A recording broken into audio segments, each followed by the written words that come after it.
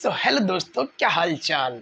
दोस्तों, आपको पता होगा कि हम जिस चीज़ के लिए पढ़ रहे हैं वो चीज़ क्या है। क्या आप मुझे बता सकते हो किस चीज़ के लिए हम पढ़ रहे हैं? वो है मनी। मनी के लिए ही तो हम पढ़ते हैं। अगर आप सोचोगे अरे नहीं, हम तो मनी के लिए नहीं पढ़ते, हम बस पढ़ने के लिए पढ़ते हैं, एजुकेशन पाने के लिए, वो तो ठीक है।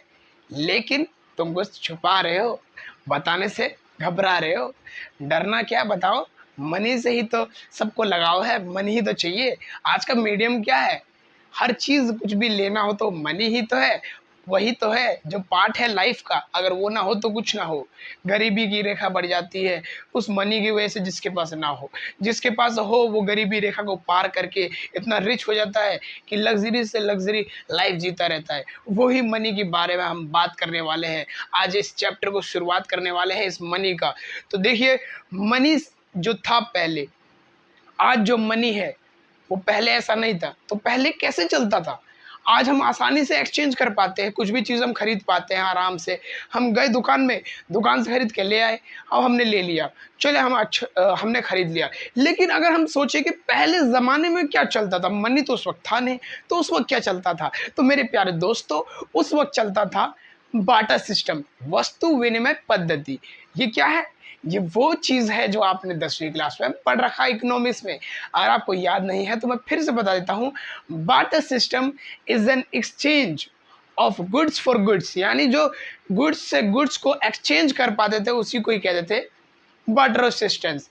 यानी कि मैं यहाँ पढ़ा रहा हूँ तो मैं एक सर्विस दे रहा हूँ। इस सर्विस के द्वारा मैं कोई चीज, पैसे नहीं मिलेंगे मेरे को, पैसे के बदले में कुछ और चीज़, जैसे कि चावल मिल गया मेरे को, जो भी मेरे को वांट्स को, जो भी मुझे चीज़ चाहिए होगी वो मुझे वो देगा, और मैं उसको सर्विस दे रहा हूँ। या कोई गुड्स मैं दे रहा हूँ, जैसे कि मैं चावल दे रहा हूँ तो वो मुझे आटा देगा, ठीक है ना। मैंने गेहूं दिया तो उसने मुझे कुछ और दिया जो मुझे ज़रूरत थी। तो वही मैं बाटर सिस्टम में एक्सचेंज होता था। तो what is barter system? Barter system is an exchange of goods for goods. जो गुड्स और गुड्स के लिए गुड्स को ही एक्सचेंज कहते हैं, उसी को बाटर सिस्टम कहते हैं। अब बाटर सिस्टम अगर हम इस टाइम में करना चाहें तो क्या हाल होगा? वही हाल होगा जो नाना पाटेकर की फिल्म, आपने देखा होगा एक सीन जिसमें नाना पाटेकर को चॉकलेट दे दिया था। क्या दिया था? चॉकलेट दिया था, क्योंकि उनके पास खुले नहीं थे मॉल में। तो उन्होंने क्या कहा? आई वॉन्ट माई चेंज, मुझे मेरा चेंज चाहिए, मुझे मेरा पैसा चाहिए, क्योंकि ये कोई बाटर सिस्टम तो नहीं है। तो बाटर सिस्टम नहीं है, उन्होंने क्या किया?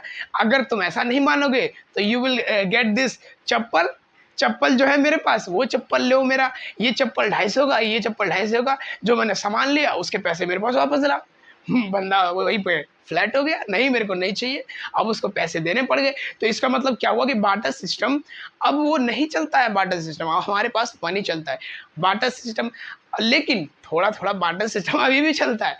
जैसे कि हम अपने घर में रहते हैं तो पड़ोसी कभी कभार आते हैं, कुछ सामान ले जाते हैं, उसके बदले में कभी कभार हम जाते हैं और कुछ सामान लेके आते हैं। दैट इज कॉल्ड छोटा फॉर्म ऑफ बाटर सिस्टम। तो देखिए, बाटर सिस्टम क्या होता है, मैं फिर से आपको समझा देता हूँ बाटर सिस्टम, ताकि आपके दिमाग में बैठ जाए, आपको वापस से पढ़ने की जरूरत ना पड़े। देखिए, बाटर सिस्टम क्या होता है। Barter system, barter system, it is an exchange, exchange of goods for goods, that is called barter system. इसको क्या कहते हैं? Barter system. और इसके कुछ, अब ये मनी तो आ गया, अब मैं सोच रहा हूँ कि ये क्यों आया, बाटा सिस्टम क्यों खत्म हो गया? अच्छा चीज़ तो था, बदल लेते थे ना। पैसे की क्या ज़रूरत पड़ी? ज़रूरत पड़ी, क्यों नहीं पड़ी? ज़रूरत पड़ी। पढ़ने की वजह सिर्फ ये है, लैक ऑफ, क्या था? लिमिटेशन थी। क्या लिमिटेशन थी? Lack of double coincidence, double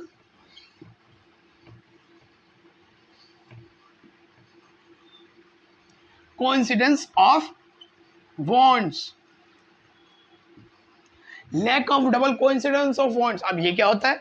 जैसे कि मैंने कहा कि मैं चावल लूँगा, उसने मुझको उसके बदले में गेहूं दिया या आटा दिया, तो ये क्या हुआ? बाटर सिस्टम हुआ। अगर मैं ये कहूँ कि मुझे चावल देना था, उसके बदले में मुझे वो चीज़ नहीं चाहिए थी। मुझे चाहिए गेहूँ चाहिए, लेकिन गेहूँ देने वाला उसको चावल नहीं चाहिए, बल्कि एक जूते वाला है उसको चावल चाहिए, तो मुझे जूते की ज़रूरत नहीं है। तो इससे क्या होता था कि डबल को जो हमारे दोनों की वांट्स होते थे वो मिलते नहीं थे, और उसमें बहुत ज़्यादा दिक्कत होती थी बार्टर सिस्टम में एक्सचेंज करने में। ये सबसे बड़ी प्रॉब्लम थी कि एक्सचेंज करने में। दूसरी सबसे बड़ी प्रॉब्लम थी lack of measure of value. Lack of measure of value. अब हम मेजर ही नहीं कर पाते। अगर अब मैं बताता हूँ, ठीक है, पहले के ज़माने में मैंने 1 किलो सोना दिया, उसके बदले में मुझे 1 किलो लोहा मिला। क्या आप लेना चाहोगे? मैं आपको दूंगा 1 किलो आप मुझे 1 किलो सोना देना, और मैं आपको 1 किलो लोहा दूंगा। क्या आप लेना चाहोगे? नहीं ना, क्योंकि आप कहोगे सर ये कैसा मेजर कर रहे हो, इस सोना तो बहुत कीमती है, कहाँ से लाखों लाखों का है, और ये कहाँ से कितने का है। इसमें बहुत अंतर हो गया, मेजर बहुत गलत हो गया। तो ये जब बार्टर सिस्टम में था तो मेजर करना बहुत दिक्कत हो जाती थी, लेकिन अब हम मेजर कर सकते हैं क्या बहुत महंगी है, क्या सस्ती है, हम अब अच्छे से जान सकते हैं। ये है लैक ऑफ, ये था इसका लैक, लिमिटेशन बार्टर सिस्टम का, जिसकी वजह से हमने इसको चेंज किया। अब लैक ऑफ सिस्टम और कितने हैं इसके? 2 हो गए, 2 हो गए ना, 2 और बताता हूं, रुको जरा। Lack of standard of deferred payment.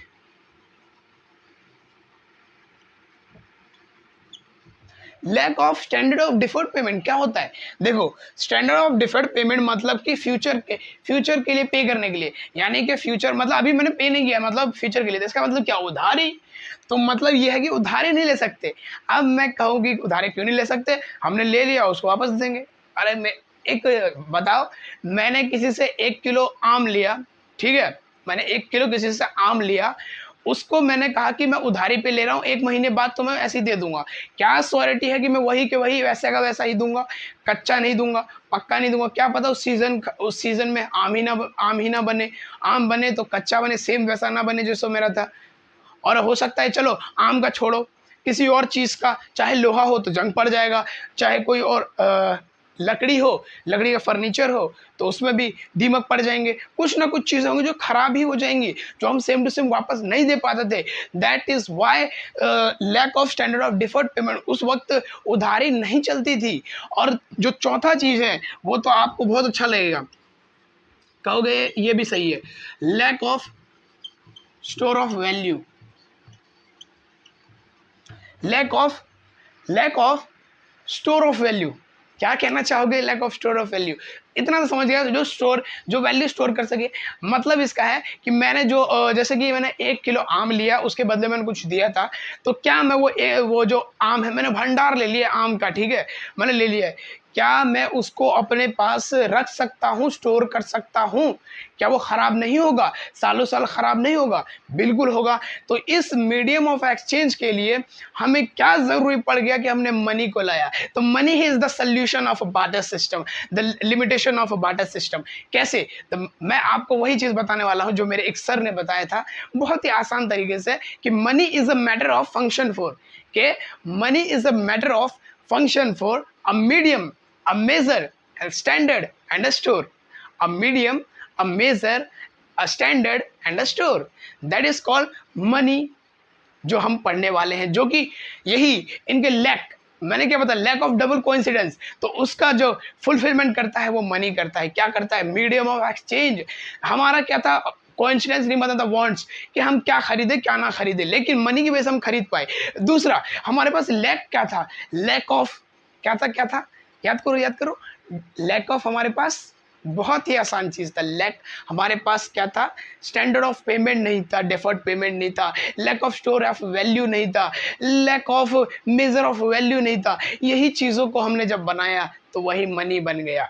Money ही इसका सोल्यूशन है। The barter systems limitations, the solution is money. इसीलिए हमने मनी को पढ़ा। अब इसका हम जो डेफिनेशन समझे मनी क्या होता है, तो देखिए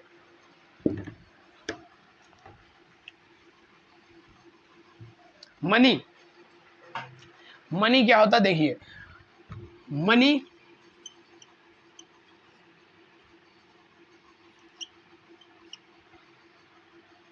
it is anything, money is anything. क्या मनी थिंग कुछ भी है? हाँ, मनी कुछ भी है। नहीं सर ये क्या बोल रहे हो, आगे सुनो तो सही क्या लिख रहा हूँ, आगे देखो तो सही। मनी इज एनीथिंग मतलब it is anything which is generally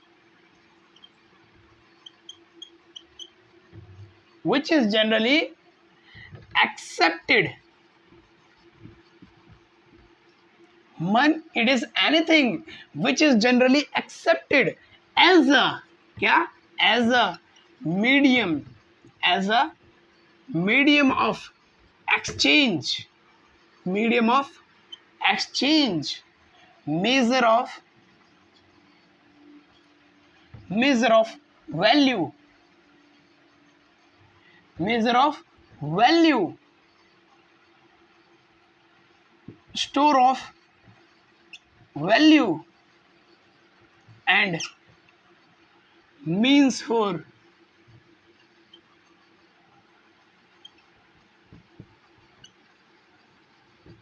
standard of deferred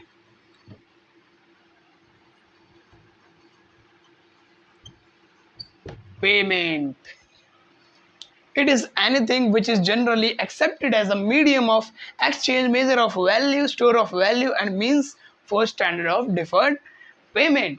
यही है हमारा मनी का मतलब। मनी क्या है? मनी मीडियम ऑफ एक्सचेंज है। मनी क्या है? मेजर ऑफ वैल्यू है। मनी क्या है? स्टोर ऑफ वैल्यू है। मनी क्या है? Means for standard of deferred payment है। यानी कि उधारी के लिए भी यूज किया जाता है, यानी कि स्टोर भी हो सकता है, बहुत सालों तक मालूम है आपको स्टोर हो सकता है, मेजर भी कर सकते हैं। मीडियम ऑफ एक्सचेंज है, हर चीज के लिए मीडियम यही है। एक्सचेंज करने के लिए क्या है? मनी। मनी क्या है? यही यूज किया जाता है। हमने मनी के बारे में अब पढ़ लिया। चलिए अब ब्रीफली पढ़ते हैं एक्सप्लेनेशन के साथ। Let's get started.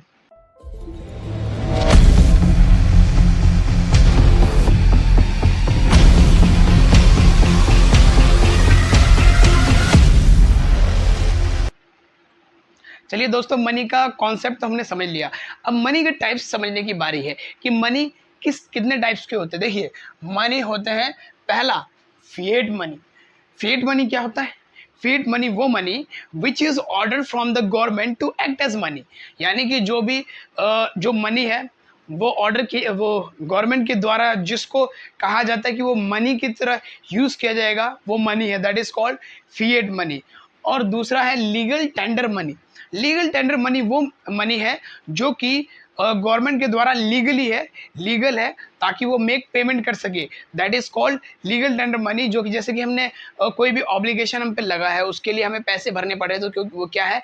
Legal tender money है। जिस भी फॉर्म में हम भेज रहे हैं और डेट हम क्लियर कर रहे हैं तो वो क्या है? लीगल टेंडर मनी है। फिर उसके बाद आता है एक चीज़ इसमें मिसिंग है, दैट इज कॉल्ड फोर्थ का एक, इसमें फिफ्थ एक इंक्लूड कर देता हूँ मैं, फिड्यूशरी मनी।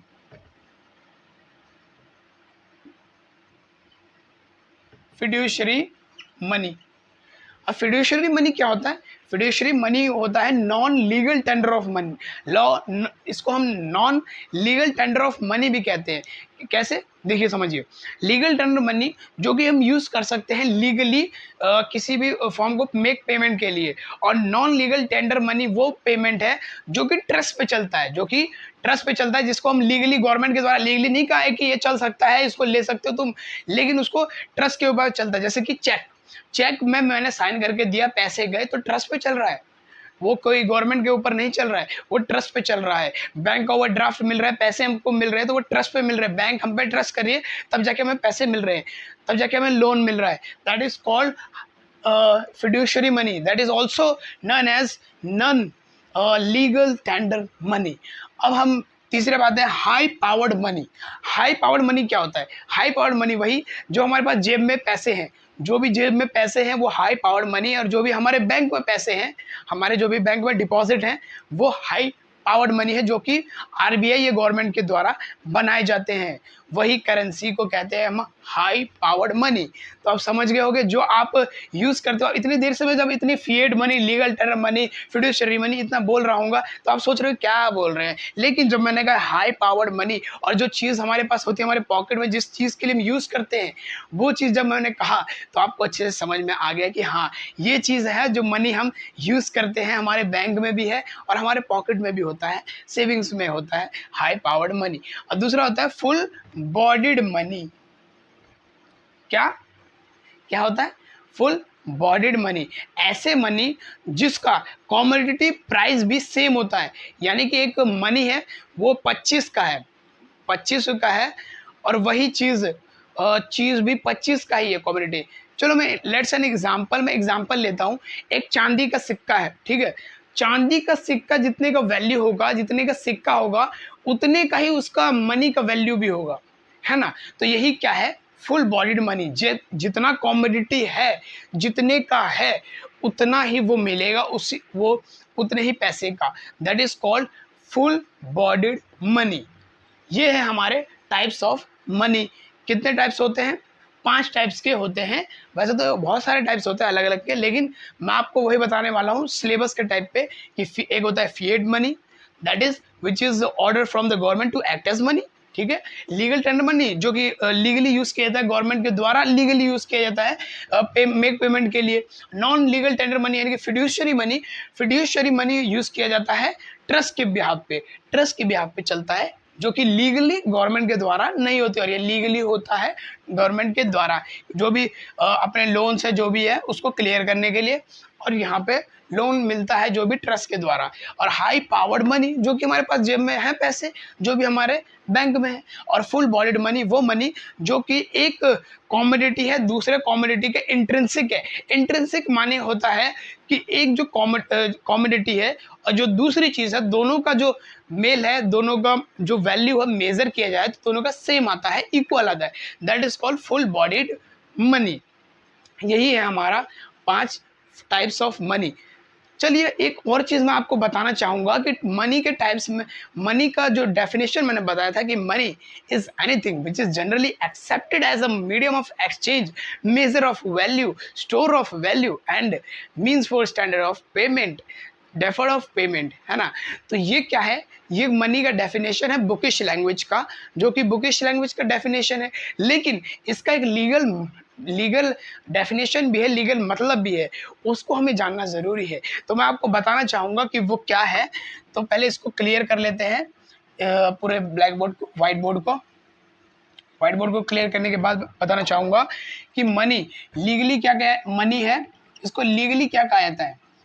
लीगली क्या कहा जाता है? मनी को लीगली क्या कहता है? मनी क्या है? Money is what the law says is money.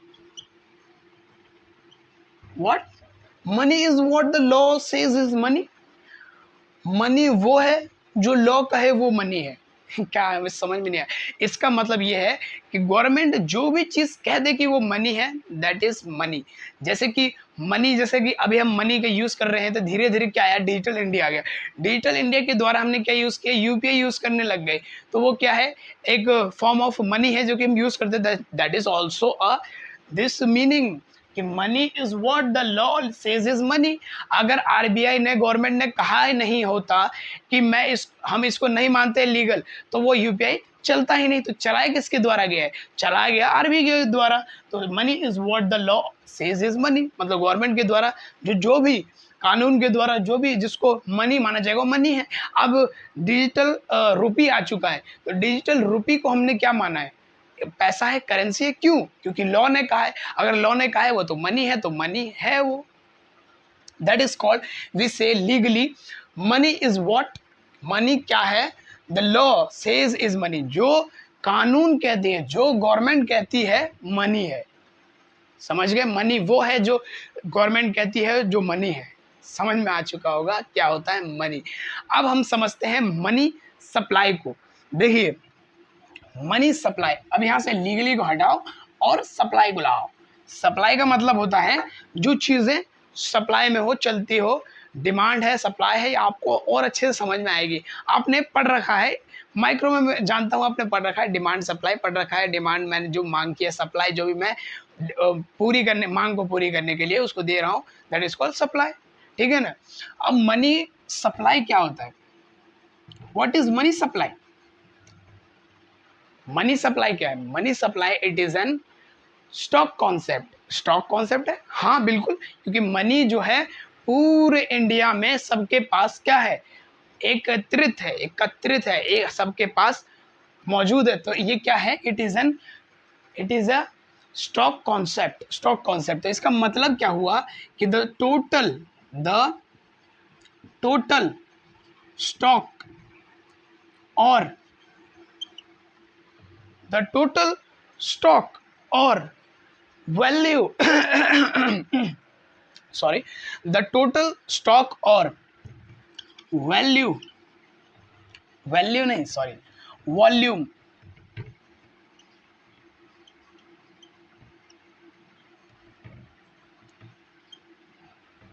the total stock or volume of money, the total stock or volume of money, the total, क्या समझ में आया? द टोटल स्टॉक और वॉल्यूम ऑफ मनी, यानी कि जो भी जितना भी स्टॉक है, मतलब हमारे पास जितना भी पैसा है, और वॉल्यूम मनी है जो भी हमारे पास है, हेल्ड किसके पास है? हेल्ड बाय, किसके पास है? Held by public. किसके पास है? Held by public. किसके पास है? Held by public at a particular point of time,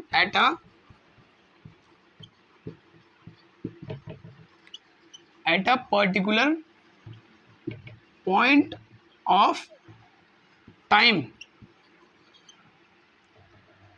is called in an economy। Money supply क्या है? द टोटल स्टॉक और value of money held by public at a particular point of time in an economy, that is called money supply. जो भी total stroke volume हमारे पास money है, हमारे जेब में, हमारे बैंक में जो भी पैसे हैं, किसके पास? सबके पास नहीं, पब्लिक के पास। गवर्नमेंट की बात नहीं है, इंस्टीट्यूशन की बात नहीं है, मैं इस वक्त क्या कह रहे हैं? Held by public. जो पब्लिक के पास है, लोगों के पास है, at a particular of point of time. इसलिए मैंने कहा था स्टॉक, स्टॉक का मतलब ही होता है पर्टिकुलर पॉइंट ऑफ टाइम, मतलब निश्चित एकत्रित होना एक ही जगह पे, एक ही समय पे, उसी को कहते हैं at a particular of point time in an economy. मतलब इकोनॉमी में जो हो, उसी को मनी सप्लाई कहते हैं।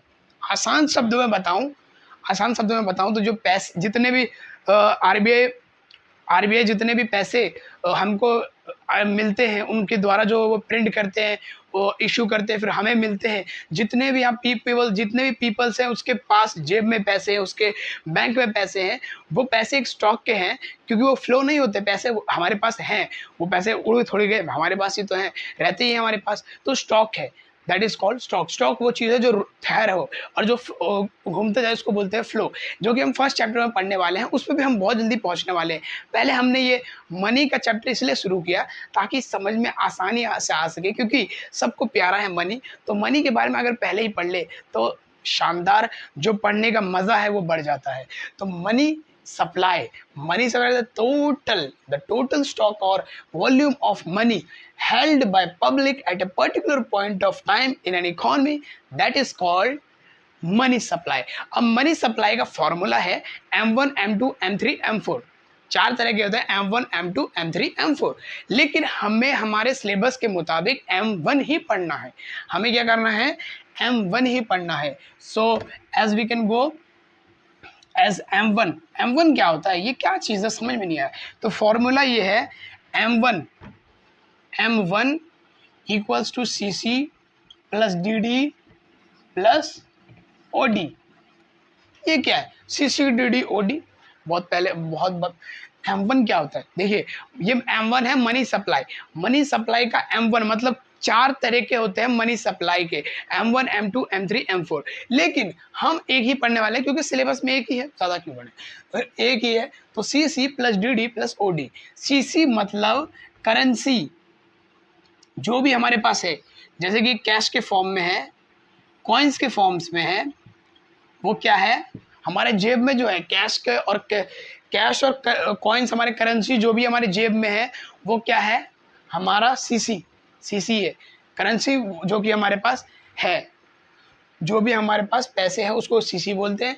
और डीडी का मतलब डिमांड डिपॉजिट, जो कि मतलब है सीधे साफ सीधे मतलब है जो कि बैंक से आता है, जो कि बैंक में हमारे डिपॉजिट्स हैं वो क्या है, वो है डिमांड डिपॉजिट, हमारे बैंक डिपॉजिट, जो भी हमारे पैसे बैंक में है वो डीडी। मतलब M1 हमारे मनी सप्लाई में क्या क्या चीज़ें इंक्लूड होती हैं इसके बारे में बताया जा रहा है कि M1 पहला जो हमें इंक्लूड किया जाता है वो है M1 CC, कैश और कॉइन इंक्लूड किया जाता है। फिर डीडी बैंक डिपॉजिट, यानी कि जो स्टॉक मैंने बताया था, stock total stock of money, यानी कि जिस चीज़ के बारे में बताया था कि कौन से स्टॉक की बात हो रही थी, स्टॉक हो रही थी कैश एंड कॉइन, जो हमारे पास हमारे जेब में पैसे हैं। और डीडी डिमांड डिपॉजिट यानी बैंक डिपॉजिट में जो पैसे हमारे हैं वो हमारा इंक्लूड है मनी सप्लाई में। प्लस ओडी, अभी ओडी क्या है, अदर डिपॉजिट। ओडी क्या है, अदर डिपॉजिट। अदर डिपॉजिट का मतलब ये है कि जो कि आरबीआई के पास है, जो कि आरबीआई के पास है, लेकिन बैंकिंग सिस्टम के पैसे नहीं। ये जो पैसे हैं ये मेरे पैसे हैं, हमारे पैसे हैं, आपके पैसे हैं, ना कि बैंक के पैसे। बैंक के पैसे इसमें इंक्लूड नहीं होते हैं, बल्कि इंस्टीट्यूशन के इंक्लूड नहीं होते, बल्कि हमारे पीपल को देता है। दैट्स वाई हमने को डेफिनेशन में पढ़ा था इसके कि हेल्ड बाय पब्लिक, पब्लिक के द्वारा जो किया जाता है, हेल्ड बाय पब्लिक मतलब पब्लिक के द्वारा जो टोटल स्टॉक होता है पब्लिक के पास वही इंक्लूड किया जाता है। इसलिए और एक और चीज़ है जो कि बहुत ही लीस्ट परसेंटेज के साथ इसको किया जाता है, लीस्ट परसेंटेज के साथ इसको यूज़ किया जाता है ओडी को, अदर डिपॉजिट, यानी कि आरबीआई। पहला तो इसका आईएमएफ, वर्ल्ड बैंक और जो भी इंटरनेशनल जो भी हो, इंटरनेशनल बैंक, इंटरनेशनल करेंसीज,